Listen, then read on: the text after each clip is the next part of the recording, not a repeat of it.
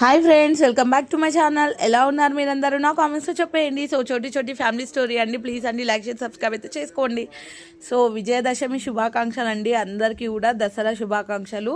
So ప్రతి ఇంట కూడా అమ్మవారి ఆశీర్వాదంతోనే అందరూ కూడా మంచిగా ఉండాలని అయితే నేనైతే కోరుకుంటున్నాను. సో మా పూజలు నవరాత్రులు అయితే కంప్లీట్ అయినాయి అనమాట. సో ఈసారి 11 days అయితే వచ్చిందనమాట పండగ. సో 11వ రోజు ఈ విధంగా దశమి అయితే మనమైతే చేసుకుంటున్నాము. సో దశమి అంటే 10 daysకి. సో చాలామంది అయితే బుధవారం రోజు కూడా చేసుకున్నారు. సో గురువారం రోజు మనకు వచ్చిందనమాట. సో ఇక్కడ ఫెస్టివల్ హైదరాబాద్లో ఈ విధంగా దసరా రోజే బతుకమ్మను అయితే చేస్తారండి. సో దసరా రోజే మేము బతుకమ్మను చేసి ఈ విధంగా ఆడుతున్నాం అనమాట. సో వీళ్ళందరూ మా చుట్టుపక్కల ఆంటీ వాళ్ళు.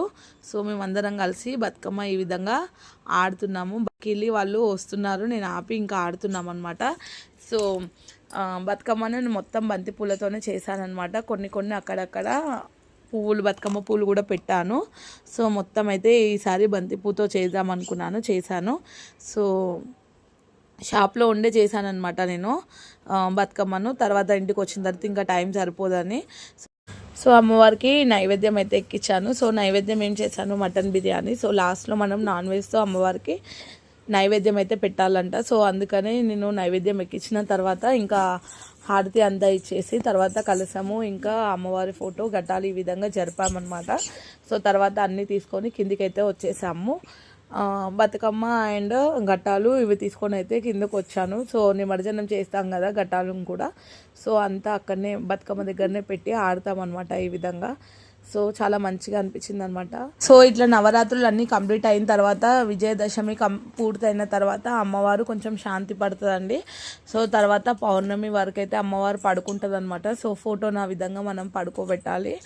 అమ్మని శాంతి పరచడానికే మేకలు, కోళ్ళు, ఎవరైతే ఆహాతాన్ని బట్టి వాళ్ళైతే నైవేద్యాలు ఎక్కిస్తూ ఉంటారు. సో అమ్మవారికి మేకను బలి ఇస్తూ ఉంటారు చాలామంది.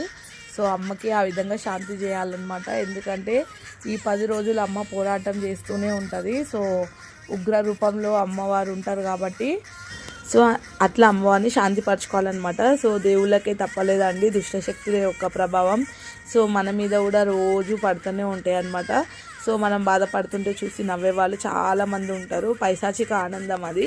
సో దేవుళ్ళకే తప్పలేనప్పుడు మనం ఎంత అండి. సో పడేవాళ్ళు ఎప్పుడు కూడా చెడ్డవాడు కాదు. సో అమ్మవారి శక్తి మనకి అండగా ఉంటుంది అనమాట. సో ప్రతిరోజు అమ్మవారిని ఆరాధించుకుంటూ అమ్మ నువ్వే ఉన్నావు నా వెంట అని మొక్కుకుంటూ ఉండాలన్నమాట.